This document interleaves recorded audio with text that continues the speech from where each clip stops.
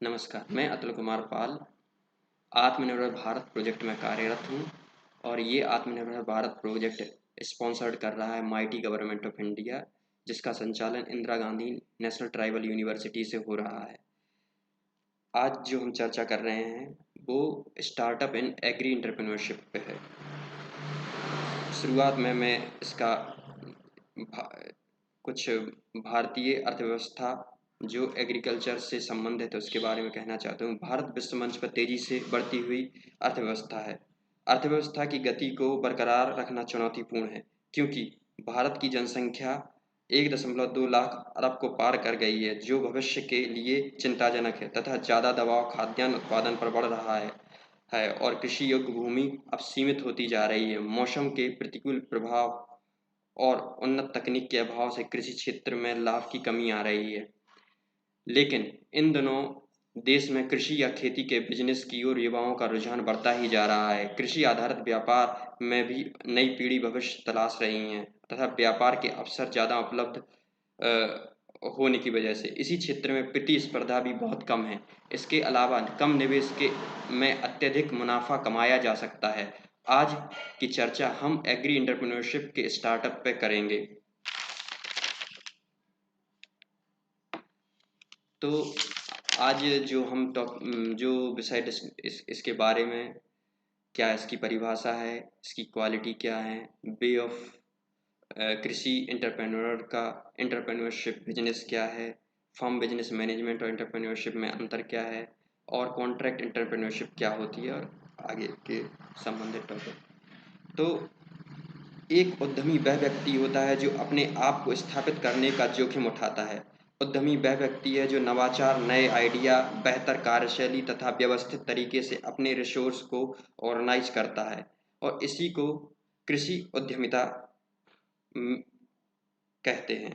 अगर उद्यमिता को बढ़ावा मिले तथा उद्यमिता की गतिविधियों में 1% की भी वृद्धि अगर होती है तो गरीबी दर 2% की दर से नीचे आएगी। उद्यमिता का मूल मंत्र एक ही है कि किस प्रकार स्वरोजगार को वह प्रदान करे।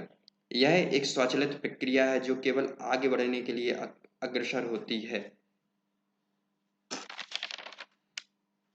एग्री एंटरप्रेन्योरशिप किस प्रकार एग्रीकल्चर सेक्टर में मदद करता है, जैसे कृषि पर बोझ कम करता है, ग्रामीण क्षेत्र में रोजगार का सृजन करता है, शहर की तरफ पलायन को कम करता है और ऐसी स्थिति पैदा करता है कि ग्रामीण क्षेत्र में ही रोजगार सृजन हो। प्रत्यक्ष और अप्रत्यक्ष रूप से सकल घरेलू उत्पाद में अपने योगदान को बढ़ाता है। ग्रामीण क्षेत्रों में सतत औद्योगिक विकास में भागीदार बनता है और शहरी क्षेत्रों पर जो बोझ रहता है उसको कम करता है। अब उद्यमी किसान का जीवन मार्ग किस प्रकार होता है, जैसे वह किसान और कृषि एंटरप्रेन्योरशिप खुद अपना निर्णय ले सकता है। खेती तथा खेती से संबंधित कार्यों के लिए वह स्वतंत्र रहता है। अपने द्वारा लिए गए निर्णयों को वो खुद कंट्रोल कर सकता है और दैनिक दैनिक जीवन में जो कृषि से संबंधित कार्य रहते हैं वो किस प्रकार मैनेज करता है, ये उस पर डिपेंड करता है कब कौन सा कदम लेना है। उसकी लाइफ जोखिम भरी रहती है, वह रिस्क लेता है अपनी व्यक्तिगत संपत्ति को दांव पर लगाकर, और जिम्मेदारी का उच्च स्तर तथा विफलता का जोखिम उसके पास बना ही रहता है। और उसकी सक्सेस और विफलता में सोशल स्टेटस समांतर रूप से चलता है। और बस इसमें कमी ये है कि स्टेक होल्डर के कार्यों को वह नियंत्रित नहीं कर सकता है, लेकिन वह उसके प्रेशर फ्रॉम स्टेक होल्डर और किस प्रकार परेशानियों को उसे सॉल्व करना है, एक्सपेरिमेंट से कैसे सीखना है, अपॉर्चुनिटी को कैसे अवसर में बदलना है और किस प्रकार अपने कंपटीटर से सीखना है, ये सब उसकी लाइफ का एक हिस्सा होती है। अब एंटरप्रेन्योरशिप बिजनेस जो है तो उसके कुछ फेज होते हैं, जैसे कि सबसे पहले वो एस्टेब्लिश करता है अपने किस प्रकार का उसे व्यवसाय करना है। फिर जब उस प्रारंभिक अवस्था से बाहर निकलने के बाद वो किस प्रकार वो सरवाइव कर सकता है मार्केट में, और फिर उसका ग्रोथ होगा। फिर उसके पास एकदम से उसके पास जब पैसा और एक मैनेजमेंट क्वालिटी आ जाएगी, तो उसका रैपिड ग्रोथ, उसके बाद मैच्योरिटी आ जाती है। फिर फर्म बिजनेस मैनेजमेंट और एंटरप्रेन्योरशिप, जैसे कि एक सटीक और महत्वपूर्ण अंतर है, अंतर नहीं कहेंगे इसको, उनमें व्याख्याएं अलग अलग हैं। जैसे कि फर्म बिजनेस मैनेजमेंट और फर्म बिजनेस मैनेजमेंट बेहतर कार्य, उसके क्रियान्वयन, इम्प्लीमेंटेशन, कंट्रोल तथा कैसे जोखिम आने पर उसको मैनेज करता है। लेकिन एंटरप्रेन्योरशिप में अवसरों की पहचान को आगे बढ़ाते हुए तीव्र इच्छा के साथ व्यवसाय को कैसे कैसे हो सकता है तथा बढ़ने में मददगार फैक्टर जो हैं उनको कैसे और चिन्हित किया जा सकता है, जैसे नवाचार, नई तकनीक का उपयोग करना और कैसे समस्याओं का समाधान निकाला है और जोखिम कैसे कम कर सकते हैं। कि अगर किसान अपने खेत को और को ही बिजनेस की तरह देखने लगे और उसको उसके प्रोडक्शन और उसकी लागत में कैसे कमी लाई जा सके और अनुमानित कर सके कि किस प्रकार और कितना प्रॉफिट उसे उसे उस फील्ड से मिल रहा है। ऐसे आइडिया और समझ को जब वह फिजिकली खेत में उपयोग में लाता है, इसी दृष्टिकोण को इंटरप्रेन्योरशिप कहते हैं। किसान, हम जानते हैं किसान की हमेशा रिस्क का काम करता है। इस प्रकार जो उद्यमी किसान है उसे आत्म प्रेरणा, दृढ़ता, आत्मविश्वास की आवश्यकता होती है। वह अपनी खेती व्यवसाय को योजना की तरह बनाता है और उसे व्यवस्थित करे, इन्हीं 3 बिंदुओं को साथ में लेकर। जैसे एंटरप्रेन्योरशिप क्वालिटी, जैसे नॉलेज है, एंटरप्रेन्योर कॉम्पिटेंसी है, टेक्निकल कॉम्पिटेंसी है और इंटीग्रेटेड कॉम्पिटेंसी है। तो जो एंटरप्रेन्योरशिप के ना केवल नाम से ही बल्कि उसकी कार्यशैली, पर्सनालिटी से अधिक ज़्यादा दिखना चाहिए। एंटरप्रेन्योरशिप नवाचार की जानकारी होना चाहिए, तकनीक का ज्ञान, आइडिया, बेहतर अवसर, रिसोर्स का ज्ञान, किस प्रकार के रिसोर्स को अपने व्यवसाय में उपयोग में ला रहा है। किसान को इस सब के बारे में जानकारी होना चाहिए और अगर कोई उद्यमी कॉन्ट्रैक्ट फार्मिंग कर रहा है तो उसे किसान को बताना चाहिए।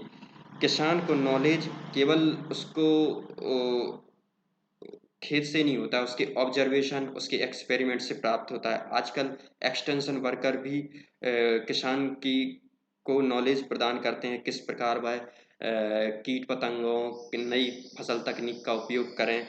और इसमें एनजीओज हो गए, प्राइवेट सेक्टर हो गए और भारत सरकार कृषि विज्ञान केंद्र के वैज्ञानिक और एक्सपर्ट जो किसान को एक ज्ञान प्राप्त कराते हैं। और आईसीटी का उपयोग भी खूब होता है। सूचना एवं प्रौद्योगिकी का उद्देश्य कृषि के संचालन तकनीक को किसान तथा पहुंचाता है और उनके कृषि से संबंधित सारी समस्याओं को निवारण करता है। अब एक्सपेरिमेंटल कॉम्पिटेंसी क्या है? एक्सपेरिमेंटल कॉम्पिटेंसी में फार्मर्स जो हैं वो इनिशिएटिव, एम्बिशियस, इंटरपर्सनल स्किल को बढ़ाता है तथा नेटवर्किंग तथा अब किस प्रकार प्रॉफिट मार्जिन को बढ़ाया जा सकता है। जैसे टेक्निकल कॉम्पिटेंसी में किस प्रकार वो नई तकनीक का उपयोग करता है, उसको कैसे अपने रिसर्च एंड डेवलपमेंट में उपयोग कर सकता है, उसको कैसे ऑपरेट करना है। और इंटीग्रेटेड कॉम्पिटेंसी से सारी चीज़ों, जितने भी पॉइंट हैं एंटरप्रेन्योरशिप क्वालिटी के, उसको कैसे समायोजित करके अपने व्यवसाय को आगे कृषि उद्यमी बढ़ाता है। अब इसके कुछ उदाहरण, जैसे entrepreneurship quality: confident, creative, determine, innovative, competitive, high energy level होना चाहिए, मोटिवेटेड गोल होना चाहिए, इंटरप्रेन्योरल कॉम्पिटिशंस इनिशिएटिव होना चाहिए, एम्बिशियस होना चाहिए, उसको प्रॉब्लम सॉल्विंग नेचर होना चाहिए, क्रिएटिव थिंकिंग होना चाहिए, रिस्क जोखिम ले सके, फ्लेक्सिबल हो अपने कार्य के प्रति और इंटरपर्सनल स्किल हो, उसके नेटवर्किंग लर्निंग हो जैसे ICT. Marginal competition, managing input में किस प्रकार वो प्रोडक्शन को मैनेज कर सकता है और से मशीन का किस किस प्रकार ज्ञान है। टेक्निकल एंटरप्रेन्योरशिप में किस प्रकार वो फसल या जो भी समस्याएं आती हैं उसको डायग्नोस करे, प्लान करे, उसको ऑर्गेनाइज करे, कंट्रोल करे और एवल्यूट करे, किस प्रकार वो प्रॉफिट कमा सकता है। अब way to utilization of entrepreneurship quality and capture manager skill. जैसे capturing the value with a value chain. अगर अगर कृषि उद्यम ने कोई माल या प्रोडक्ट को बाजार में उतारा है तो उसके बारे में उसको पूरी जानकारी होना चाहिए, किस प्रकार कितनी मात्रा में बाजार में सप्लाई है, वैल्यू चेन के बारे में सारी जानकारी होनी चाहिए और उसके महत्व को समझना चाहिए। किसान जब उद्यमिता की तरफ जाता है तो उसे अपने जीवन की विविध और आर्थिक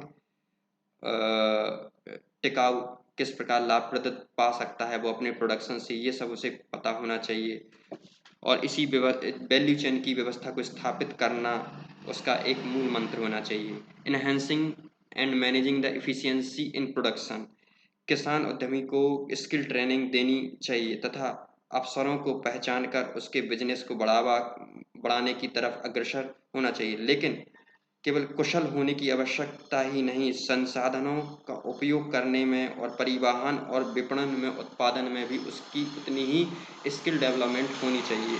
प्रमोटिंग न्यू टेक्नोलॉजी, जैसे कि सूचना एवं प्रौद्योगिकी एक मुख्य उद्देश्य है कृषि और उससे संबंधित तकनीक के किसानों तक पहुंचाने के लिए, तथा केवल पहुंचाना नहीं, किसान को भी उसी प्रकार से उन तकनीकों का उपयोग करना आना चाहिए। जैसे अर्थव्यवस्था बाजार, आज हम जानते हैं कि आज की बदलती हुई अर्थव्यवस्था बाजार भाव के साथ हमें नई तकनीक का उपयोग करने की तरफ भी बढ़ाती है। और किस प्रकार हम नई तकनीक का उपयोग करके रिसर्च एंड डेवलपमेंट में सक्रिय योगदान कर सकते हैं और उत्पादन की क्वालिटी को बढ़ा सकते हैं। Broadening the management skill, trustworthy and respect. अधिकांश कृषि आधारित व्यवसायों की नींव हमेशा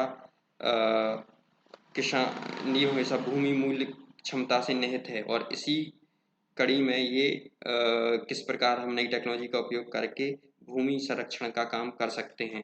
जैसे जैसे कृषि व्यवसाय बढ़ता है अधिक जटिल होता जाता है कि कृषि उद्यमिता को अपनी प्रबंधकीय क्षमता से कैसे जारी रखें, आवश्यकता पर और जटिलताओं की जो मांग रहती है उसको पूरा कर सकें। Trust worthing and respect in a business, इसमें किस प्रकार व्यवस्था को दीर्घकालीन सकुशल और उसे ये उस पर होने वाले विश्वास, भरोसे, सम्मान और निर्भर करता है कि कितनी दीर्घकालीन ये बिजनेस चलेगा। और वैल्यू चेन में सहभागियों को विश्वास दिलाना होता है कि वह सतत अग्रसर हैं आगे की तरफ। प्रमोटिंग ग्रुप एंटरप्रेन्योरशिप, इसमें हमेशा ये ध्यान में रखा जाता है कि जो उद्यमिता है उसको एक ग्रुप बनाकर बनाया जाए जिससे उसका जो लाभ है वो सभी को मिल सके और प्रोडक्शन का जो एरिया है वो बढ़ सके। Managing from business according to long term. अब कोर वैल्यू ऑफ एंटरप्रेन्योर, जैसे ट्रस्टफुलनेस हम पहले ही बता चुके हैं, किस प्रकार बिजनेस एग्री एंटरप्रेन्योरशिप में हम एक ट्रुथफुल होने पे अपने बिजनेस को कैसे बढ़ा सकते हैं और अपने सहयोगियों को कैसे एक साथ रख सकते हैं। रिस्पेक्ट होना चाहिए, रिस्पॉन्सिबिलिटी होना चाहिए, फेयरनेस होना चाहिए, पारदर्शिता होना चाहिए, केयरिंग होना चाहिए एक सेक्टर का दूसरे सेक्टर के भी, और सोशल रिस्पॉन्सिबिलिटी होनी चाहिए। अब टाइप ऑफ कॉन्ट्रैक्ट, जैसे किस प्रकार स्टार्टअप हम कर सकते हैं, जैसे मार्केट स्पेसिफिकेशन कॉन्ट्रैक्ट, इसमें हम बाजार में किस प्रकार की रिक्वायरमेंट है उस प्रकार का प्रोडक्शन करते हैं। प्रोडक्शन मैनेजमेंट कॉन्ट्रैक्ट, जैसे कोई स्टार्टअप किया और उसने किसानों को बोला कि हमें इसकी ज़रूरत है तो किसान उसी प्रकार से उसी क्वालिटी का प्रोडक्शन उसको प्रदान करता है। रिसोर्स प्रोवाइडिंग कॉन्ट्रैक्ट, जैसे मैं कोई बिजनेस खोलना चाहता हूँ तो मैं किसान से संपर्क करूँगा और उससे बोलूँगा कि मैं तुम्हें सारा उसका इनपुट जो है वो प्रदान करूँगा और जो आउटपुट होगा वो मेरी क्वालिटी के अनुसार होगा। अब value chain by introducing by value added, जैसे प्री प्रोडक्शन एंटरप्राइज, इसमें seed, fertiliser, pesticide, tools and equipment का प्रोडक्शन और एंटरप्राइजेस खोल सकते हैं। पोस्ट हार्वेस्टिंग हैंडलिंग प्रोडक्ट, इसमें छोटे तौर पर जो प्राइमरी पोस्ट हार्वेस्टेड प्रोसेस होती है उसका यूज़ करके हम कैसे प्रोडक्ट मार्केट में ला सकते हैं, जैसे क्लीनिंग करके, कूलिंग करके, पैकेजिंग, लेबलिंग करके उसको मार्केट में उतारना। Post harvest processing of product, इसमें पिछले वाले पॉइंट से ज़्यादा पोस्ट हार्वेस्ट, जैसे जूस बनाना, जैसे आटा फ्लोर की गुणवत्ता सुधारना ड्यूरिंग पोस्ट हार्वेस्टिंग प्रोसेसेस, इसमें वो वाले बिजनेस और इंटरप्राइजेस आएंगे। अब इम्प्रूवमेंट ऑफ स्टार्टअप प्रोग्राम, जैसे स्टार्टअप फंड, एग्री इंटरप्रेन्योरशिप, इसमें फंड को जनरेट करना, सरकार एनजीओ मदद करते हैं। इंफ्रास्ट्रक्चर फैसिलिटी जरूरी रहता है, जैसे कोल्ड स्टोरेज का निर्माण करना, नई तकनीक को व्यवस्थित तरीके से ग्रामीण एरिया में लगाना, जिससे ज़्यादा से ज़्यादा प्रोडक्शन हो सके, कम से कम न्यूट्रिएंट रिक्वायरमेंट और अदर इनपुट रिक्वायरमेंट। ट्रेनिंग देना किसानों को और एग्री एंटरप्रेन्योरशिप को, और इसके सक्सेसफुल बनाने में किन बिंदुओं का महत्व है ये भी बताना। Agri entrepreneurship should more competitive and efficient in local international market, और इस प्रकार उद्यमिता को बढ़ावा देना कि वह अंतर्राष्ट्रीय और राष्ट्रीय मार्केट में अपना अपने को स्थापित कर सके। अब promoting the innovative in technology, जैसे to develop adopt new technology, हम पहले ही बता चुके हैं। Extension worker facility to the farmer and information, ICT का यूज अनेक प्रकार से होता है। इस प्रोजेक्ट में, हमारे प्रोजेक्ट में भी आईसीटी का अति महत्वपूर्ण है। हम इसमें एसना डिवाइस और एक किसान फार्मर ऐप बना रहे हैं, और ये रेफरेंस हैं। और धन्यवाद। और अगली कड़ी में मैं इसी एग्री एंटरप्रेन्योरशिप और एग्री क्लिनिक बेस पे एक और वीडियो लाऊंगा। धन्यवाद।